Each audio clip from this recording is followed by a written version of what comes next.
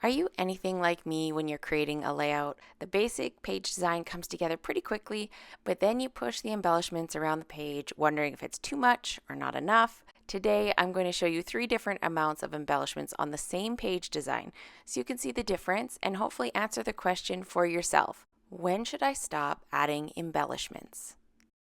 Hey everyone, this is Chelsea, and I'm so excited to be doing this video for you today. I am using the brand new Cape Cod collection.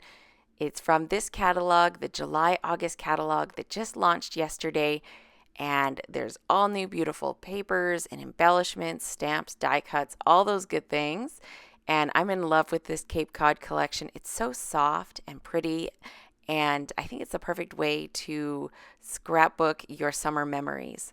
There's lots of other good things in here too. If you want to get your own copy, you get them free in your first order. And also you can look at it online, and I will link that below for you.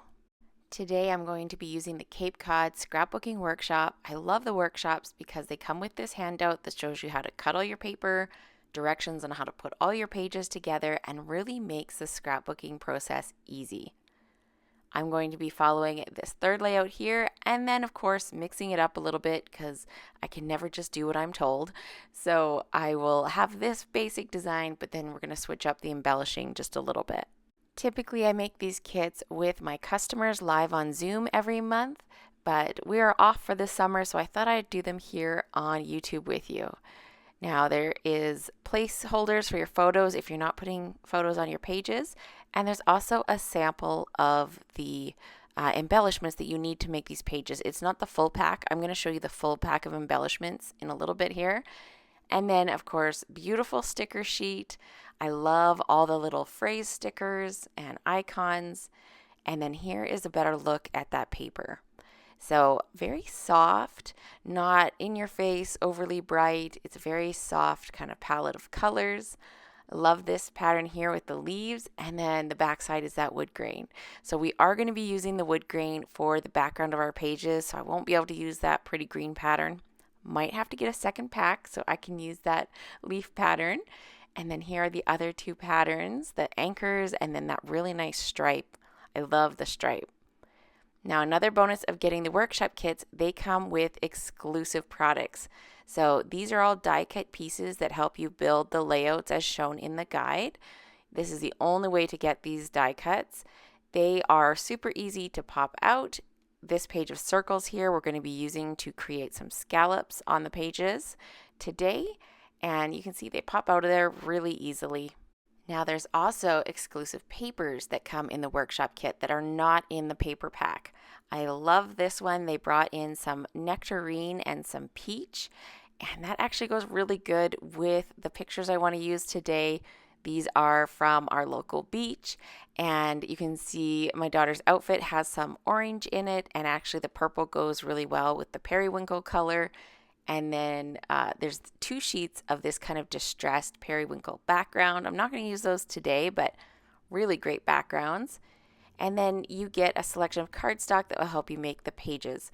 If you want a full sampling of the cardstock, there is a separate coordinating cardstock pack that matches all the colors in this collection. Now you guys know that I love stamping on my layout, so I had to bring in some of these beautiful stamps. This is the Cape Cod Scrapbooking Stamp and Thin Cuts. I love the kind of distressed look of these images, and also the sayings are really good. We don't really have an ocean close to us, but some of them apply anyways.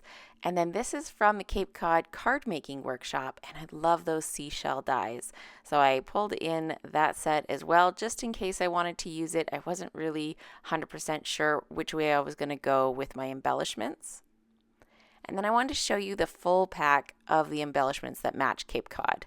So you can see these beautiful frosted acrylic pieces. So one side is frosted and kind of etched, and then the other side is shiny. So you could use either side, but I love how the frosted side looks like sea glass. It's gorgeous, tons of seashells, different sizes, which is really nice for clustering, and just lots of options there. I'm definitely going to try and work those in today. and then you get a full sheet of the kind of craft colored paperboard. Now, these are laser cut. Look at those details. I love that they're not super thick, and you can actually layer them up on your pages. Lots of fun elements, whether you're doing like a tropical vacation or just by the seaside. That would work really good as well. And then there's a smaller sheet of white embellishments, which really pop alongside that craft color. Now, first off, the directions for this workshop include some misting. So we are going to be using the white gloss spray, and we are going to be misting the background pages. So like our 12 by 12 sheets that we're going to build our pages on. You want to make sure you shake this up really well, and I do suggest some sort of box to contain the mess, because these gloss sprays, they dry permanently and they will dry on everything. So you really want to contain that mess while you're spraying. I also want to make sure as I'm putting my paper in that the wood grain is going the right direction. I want both pages, the wood grain going up and down so they match well. And as I'm spraying this, I am aiming off the edge. So I don't want to have it come in too far on my pages. I just want to kind of kiss those edges, give me a little bit of a border on both sides. And I love this soft kind of sea spray look of the white gloss spray on top of that wood grain. I set those aside to dry, which didn't take long, and I matted my photos while I was waiting for those to dry. And I am using smaller photos than suggested on this left-hand page. They were supposed to be 4x4, but that just didn't work for my photos. They looked better in a portrait cut, so I have 3x4s on there. And in the guide, it gives you directions for where to place your paper, how far to put it, all those kinds of things. And then for all these scallops, I went ahead and punched out those half circles. I'm just trying to figure out how I'm going to do this. In the directions, they tell you to start with the top row flush with the bottom there, and then just adhere them with one strip of adhesive and then slide the other ones underneath. But the only thing with that is then you can't put those periwinkle ones up as high, and so you have a little bit of the wood grain showing in between, which if that doesn't bother you, go ahead and do it that way. It's probably way easier. I was trying to figure out a way that I could hide all the wood grain and not have any of it showing. So what I ended up doing is just lightly adhering those white ones so they are flush with the bottom of that pattern paper. And then I didn't tack them down very hard. Like I just kind of laid them there, and then I wiggle the periwinkle one under there. And you can see there's not a ton of the periwinkle one showing, which is kind of the downside to doing it this way. I have a little bit less of that color, but I don't have any wood grain showing. So that made me happier, and that's what I'm going to do. Just kind of peel them up and wiggle those ones under there. It is getting a little bit fussy. It'd be much easier to just slide it up as far as it would go and leave it like that, but I didn't want all those little pieces of wood grain showing. So this is working, and there are 4 layers on this page of those half circles. There's a layer of these gray ones, and then there's one more layer after this. What I really love about these workshop kits is that they make the assembly super easy, right? You can cut your paper, you can put your photos down, you know exactly where they're going, what size photos you need, etc., etc. Or you can switch it up and kind of go your own way and just use the pieces however you want, right? If you don't like this scallop border or it's too fussy for you, you could definitely skip it. You could do a larger title. You could add, if you had a really big story, you could have a big block of journaling down there, add more photos if you wanted to. But I love having this base for my layout, so I don't have to think too much about the design, and I can spend more time on my favorite part, which is actually the embellishing. Now I did get all those circles down on the left-hand page, and I went over to the right-hand page, and there's only 2 layers of circles on this one, which is much easier. I kind of laid them out first to see if what I was thinking would work. And so I just measured from the bottom. It was about 7/8 of an inch up, so I could stick on the first layer, the white layer, which was going to be behind. I stuck down the whole layer, starting 7/8 of an inch up from the bottom, and then I just put the periwinkle ones over top. And that was so much faster and easier.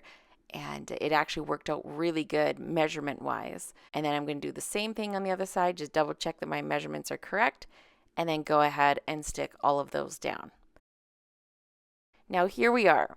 We kind of have our basis down. I've started just laying a couple of embellishments out. And what I'm going to do first, I want to show you 3 different ways to embellish these layouts. So I think of it kind of like a level 1, level 2, level 3. Level 1 is pretty minimal on embellishments. Level 2 is a little bit more, and level 3 is the most of what I'm going to show you today. And of course, you can always add even more than that, but I kind of stopped it where I felt comfortable for this layout. I'm going for a very calm, serene layout, and I don't want to add so many embellishments that I lose that feeling. So I am actually placing the embellishments exactly where the directions show me. I'm using the same ones. Any of them that are stickers, I've used my anti-static pouch on the back so that they aren't really sticky and I can move them around because I knew that I was going to want to readjust. This is not the permanent place for anything, and I would call this a level 2. Right? We definitely have some embellishing going on. There's little clusters of embellishments that lead your eye around the page. And I think these look great as is. It's not too much in my opinion. You know, embellishing is very personal of how much you like to add or don't like to add. I did do my journaling up on the computer and printed that out and put it right next to that middle photo on the right-hand page. And I could really adhere everything down and leave it just like this and be completely happy. But I was looking at this and I'm like, hey, how can we scale this back and make it maybe a little bit more friendly if you like more minimal embellishments? We can still do clusters, but maybe take some things out of those clusters, make them smaller, even bring them in tighter to the photos so they don't stick out as far, which makes it look less busy. Right? It kind of groups everything in a little bit smaller and just makes things a bit simpler. I was going to take that leaf away and I'm like, you know what? It looks a tad too plain for me, but you could take that leaf away. And I'm just kind of playing to see what is going to look still well balanced, right? We still have our groupings, but just a little bit less busy. So those birds are a little bit harder to see on screen, but you can definitely see them in person. They're on top of the pattern paper. And then I just put that little half circle underneath to add a layer to that little title. Now I know dialing back the embellishments is not typically something you see on my channel, so have no fear, we are not leaving right here. I am going to go ahead and actually add back embellishments and add some new embellishments as well. So for me, this is really where the play comes into it, either like doing fun techniques or the embellishing step. It's one of my favorite things to do and just try things out. Place them here, place them there, see what I think, take a step back. And I can spend way too long doing this step. So that's how sometimes having those workshops is super helpful. Now I just had to bring in some stamps. So these are the Cape Cod scrapbooking stamps. And I wanted to add in some of the peach and nectarine because I thought it really brought out my photos a little bit more and kind of took it from more of a monochromatic layout to adding a little bit more contrast. So I'm going to stamp the stamps in the peach ink, and then I'm using a tip that I got from my friend Julie about adding the ink to your stamp with the mini ink blending tool, and I just pounced the nectarine at the base of that coral. And then I'm also going to do the seahorse, and I'm going to stamp it in peach again and then use the nectarine on my inking tool and just try and hit the back side of that little seahorse. So it's just got to go gently. It's hard to see where the ink is going. It's a little bit of a guess, but I'm holding it to the paper, letting that ink really sink in. And there you go. Look at that soft blend. It's just seamless, blending from the orange into the peach. And I'm just going to die cut these so I can add them to the clusters on my pages. And here we are. I went ahead off camera and just added in all my embellishments, and now I'm going to walk you through everything that I did. So this is basically my level 3. You can see I added more of those paperboard die cuts in the fence, and I added those seashells. I also added some Melon Pearls, which adds just like a nice shimmer to my clusters. And I even did some sponging of the Nectarine ink on the bottom of the word beach because I felt like it really blended into the paper too much.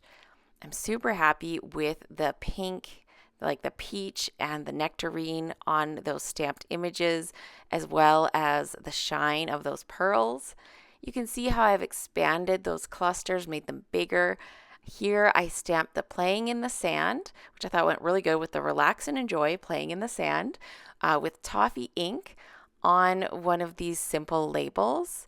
It's a simple stitched label, and here with the seahorse, I have a sand dollar sticker underneath the seahorse, another one of those fences, and then added some more of those frosted acrylic pieces, and then the leaves that were already there.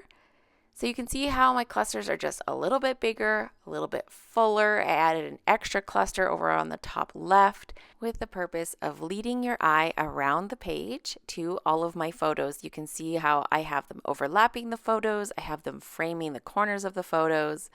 And basically, it's all about having fun playing with those embellishments. I hope you've enjoyed this. Please give it a like and check out this next video. I will see you next time. Bye.